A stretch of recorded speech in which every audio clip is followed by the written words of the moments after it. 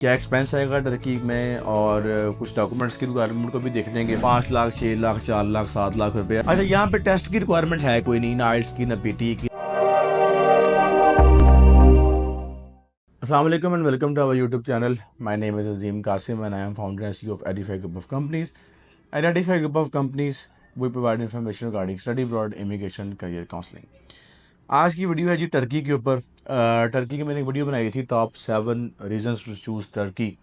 बड़ा अच्छा उस पर फीडबैक आया, पेरेंट्स का भी और काउंसलर्स का भी, स्कूल काउंसलर्स का, स्टूडेंट्स का। और उस पर काफ़ी क्वेश्चन हुए जी, क्या एक्सपेंस है टर्की जाने का, प्रोसेस क्या है, कहाँ कहाँ पर जो है ना वो डॉक्यूमेंट्स की टेस्टेशन की रिक्वायरमेंट है। तो उस इस वीडियो में हम डिस्कस करेंगे जी आज क्या एक्सपेंस आएगा टर्की में, और कुछ डॉक्यूमेंट्स की रिक्वायरमेंट को भी देख लेंगे। वैसे डॉक्यूमेंट्स के ऊपर एक सेपरेट वीडियो बना दूंगा, लेकिन आज मैं थोड़ा सा ज़रा ना उसको एक ओवरव्यू दे दूंगा डॉक्यूमेंट्स की रिक्वायरमेंट का। बेनिफिट्स मैंने बता दिए थे ऑलरेडी टर्की के, कि टर्की में सबसे पहले तो देखें, आपको यूरोप का एक वीज़ा, एक यूरोप में ही है ना टर्की, और वहाँ से आपको जर्मनी की बड़ी इजी एक्सेस मिल रही है। और प्लस आपको वहाँ पे स्टडी करने के बाद जॉब के चांसेस वहाँ पे काफ़ी हैं। और सबसे बड़ी बात यह है कि मोस्ट अफोर्डेबल डेस्टिनेशन है यूरोप की इस वक्त। तो अफोर्डेबल से अब हम डिस्कस करते हैं टोटल इसके जो एक्सपेंस वगैरह क्या आने।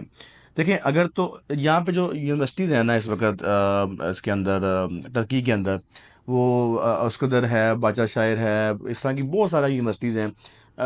मैं अब सब नाम तो नहीं ले सकता। तो उनकी जो एक एवरेज फ़ीस है ना, वो तकरीबन स्टार्ट होती है $3,000 से और जाती है तकरीबन $7,000 तक। अच्छा, अब सारी यूनिवर्सिटी 3,000 वाली नहीं है, सारी 7,000 वाली भी नहीं है। जो एक एवरेज फ़ीस आती है ना, as per hour information and research, और जो ट्रेनिंग्स हमारी हुई हैं, वो तकरीबन तकरीबन 4,000 के पास जो है ना एक एवरेज फ़ीस बनती है आपकी। 4200, 4100, 4300, ये एक एवरेज फ़ीस है। इसको अगर आप पीकेआर में कन्वर्ट करें तो दैट वुड बी अराउंड तकरीबन 11 से 12 लाख रुपए आपकी साल की फ़ीस बनती है। अच्छा, इसके अंदर भी अब डिफरेंट, अच्छा इससे पहले आ जाए एप्लीकेशन फ़ीस पे बात करते हैं। मोस्ट ऑफ द यूनिवर्सिटीज़ जो है ना, उनकी एप्लीकेशन फ़ीस नहीं है, सही है। और कुछ की है भी एप्लीकेशन फ़ीस, वो $40 है, $50 है, 60 है, 70, 100 है। अच्छा, कुछ ऐसे भी लोग हैं जो आपसे एप्लीकेशन फ़ीस ले लेते हैं कि ये कह के कि ये एप्लीकेशन फ़ीस है, लेकिन वो आगे होती नहीं है। तो there are very few universities जो एप्लीकेशन फ़ीस चार्ज करती हैं। Most of the universities are application fee free universities, उनकी एप्लीकेशन फ़ीस नहीं है। अब अगला खर्चा क्या होता है, वो होता है यूनिवर्सिटी फ़ीस का। यूनिवर्सिटी फ़ीस जो है ना, मैंने बताया है कि आपको तकरीबन 11-12 लाख एक एवरेज फ़ीस है। अच्छा, उसमें भी आपने पाकिस्तान से $1,000 पे करना है, 1500 पे करना है, 2000 पे करना है। 5 लाख, 6 लाख, 4 लाख, 7 लाख रुपया, इससे ज़्यादा की अमाउंट आपने पे नहीं करनी। कुछ यूनिवर्सिटीज़ हैं जो आपसे कहेंगे जी आप पूरी फ़ीस पे कर दें, वो भी पूरी फ़ीस भी कितनी, 11-12 लाख बनेगी। और कुछ जो आपसे यहाँ से 1000-2000 ले रही हैं, वो वहाँ जाकर आपसे 1000-2000 और ले लेंगी, यानी कि 4000 पूरा हो जाएगा आपका। तो ये फिर वेरी करता है यूनिवर्सिटी टू यूनिवर्सिटी, कोई 1000 ले रही है, कोई 2000 ले रही है। ये जब आप यूनिवर्सिटी चूज़ करेंगे तो फिर डिसाइड होगा कि इसके डिपॉजिट कितना है और इसने कितना लेना है पाकिस्तान से, और कितना जो है ना इसने आपसे जाके ऑन अराइवल लेना है। अच्छा, यहाँ पे टेस्ट की रिक्वायरमेंट है कोई नहीं, ना आइल्स की, ना पीटी की। तो ये आपका जो एक्सपेंस वाला पार्ट है, ये वाला जो टेस्ट वाला है, ये आपका बिल्कुल फ्री हो गया। यूके में, कनाडा में, ऑस्ट्रेलिया में आपको टेस्ट करना पड़ता है, तो वो टेस्ट आपको यहाँ पर नहीं करना पड़ेगा। और जो रिक्वायरमेंट एंटी रिक्वायरमेंट्स हैं, वो 50% जो है ना एटलीस्ट आपको इंटरमीडिएट में या ए लेवल्स में इतने ग्रेड्स आपके होने चाहिए कि जो आपका जो है ना वो एलिजिबिलिटी मीट करता हो अंडर ग्रेजुएट प्रोग्राम के एडमिशन की। अच्छा, अब आ जाएँ दूसरी तरफ के इसके अलावा जो वीज़ा के एक्सपेंस हैं और बाकी आपके जो बैंक स्टेटमेंट है। अच्छा, इसमें ना आपको जो बैंक अकाउंट है, वो चाहिए आपको तकरीबन 3 माह का, यानी कि आपका 3 माह से मुराद ये है कि अकाउंट आपका एटलीस्ट 3 माह पुराना अकाउंट होना चाहिए। ये ना हो कि आपने फ्रेश अकाउंट ओपन करवाया हो। अच्छा, लाज़मी नहीं है कि उसमें पैसे 3 माह से पड़े हों, लेकिन 3 माह से अकाउंट एटलीस्ट चल रहा हो, उसमें कोई 50-60 हज़ार आ रहा है, कोई 2-3 लाख आ रहा है, जा रहा है, चीज़ें ऊपर नीचे हो रही हों उसके अंदर। ऐसा नहीं होना चाहिए कि उसके अंदर जो है ना वो बिल्कुल ही ज़ीरो बैलेंस हो, उसके अंदर 3 माह से ज़ीरो पड़ा हुआ है और एंड टाइम पर आके जो है ना वो उसमें आपने पैसे रखवा दिए हैं, तो वो भी एक्सेप्टेबल नहीं है।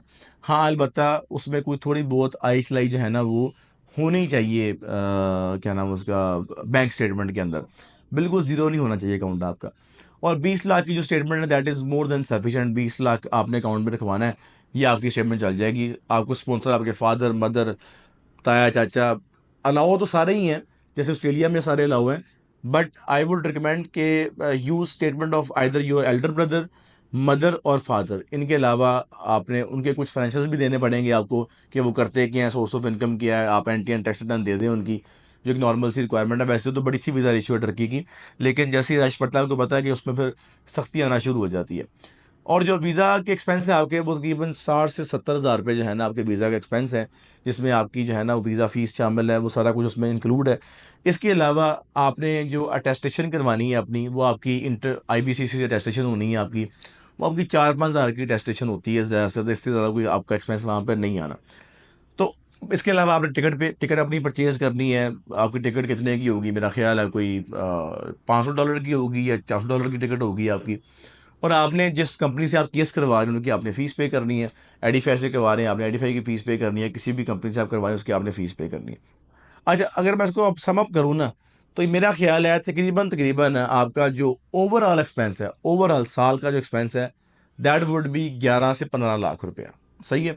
11 से 15 लाख रुपए में जो है ना आप वो टर्की का जो है ना वो स्टडी वीज़ा यानी कि पूरे साल की फ़ीस शामिल करके आप उसमें मैनेज कर सकते हैं। अच्छा, अगर मैं बात करूँ इनिशियल जो खर्चा आपका पाकिस्तान से आना है ये टर्की पहुँचने तक का, क्योंकि उसमें से जो आपकी यूनिवर्सिटी की फ़ीस है वो आपने वहाँ जाके पे करनी है ना, कुछ आपने यहाँ से पे की, बाकी आपने वहाँ जाके पे करनी है। तो वो जो एक्सपेंस है जो पाकिस्तान से खर्चा आपका आना है, वो तकरीबन 4 से 5 लाख रुपए खर्चा आपका आना है, जो पाकिस्तान से आपने पे करना है। अच्छा, मैं क्यों कहता हूँ टर्की बेस्ट ऑप्शन है, ख़ास तौर पे हमारे अंडर ग्रेजुएट के बच्चों के लिए, क्योंकि मैं तकरीबन कोई 7 से 9 स्कूल्स के साथ काम कर रहा हूँ। पाकिस्तान के जो टियर 1 स्कूल्स हैं, उनके साथ मैं काम कर रहा हूँ। ओ लेवल्स के, ए लेवल्स के इतने बच्चे हमारे पास आते हैं। तो उनके बजट यही होता है कि हमारी साल की 12-13 लाख फ़ीस हो, साल की 11-12 लाख फ़ीस हो, और जाना हमने बाहर है, पाकिस्तान में नहीं पढ़ना हमने। तो फिर वो यूके कुछ का हर बच्चे की अफोर्ड में यूके नहीं आता, हर बच्चे की अफोर्ड में यूएसए नहीं आता, हर बच्चे के ग्रेड्स जो है ना वो स्कॉलरशिप वाले नहीं भी होते। तो उनके लिए ये यूरोपियन कंट्री है, मुस्लिम कंट्री है, और आपको बेस्ट ऑफ बोथ वर्ल्ड जो है ना आपको यहाँ मिल जाता है। तो आप 4-5 लाख लगा के आप टर्की पहुँच जाएँ, और आप देखें यहाँ पर आप जीसी यूनिवर्सिटी में एडमिशन लेने जाएँ, यूनिवर्सिटी में एग्रीकल्चर में एडमिशन लेने जाएँ, यहाँ पर भी आपका 3-4 लाख रुपये लग जाना है। और फिर एक एक्सपोजर जो मिलना है वहाँ पर आपको, जो यूनिवर्सिटी की रैंकिंग्स है, that is far better than Pakistan. और फिर एक एक्सपोजर है, एक्सपीरियंस है, इंटरनेशनल कम्युनिटी है, यूरोप की एंट्री है।